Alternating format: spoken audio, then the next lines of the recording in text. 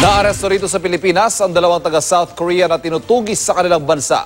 Ang isa sa kanila, nagpupuslit daw ng droga pa Korea mula rito sa ating bansa. Nakatutok si John Consulta.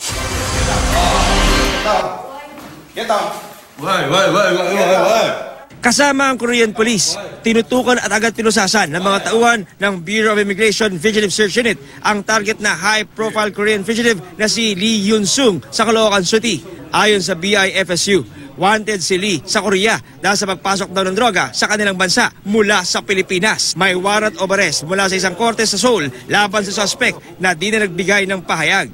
Based on the information that was provided to us by our counterparts, he smuggled drugs, particularly shabu, from Manila going to Korea through air freights. Our commissioner has directed us to intensify fugitive search operations, especially on fugitives who are involved in drugs.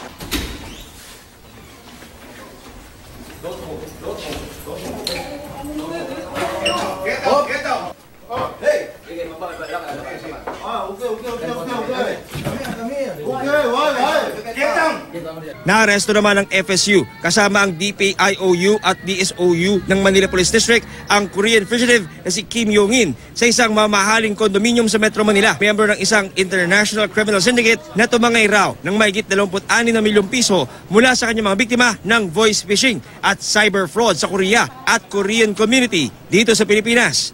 Tikom ang suspect nang aming subukang kunan siya ng pahayag.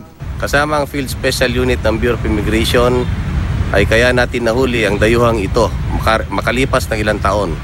Gusto nating mahuli ang ganitong klaseng mga kriminal para maproteksyonan natin ang Korean community.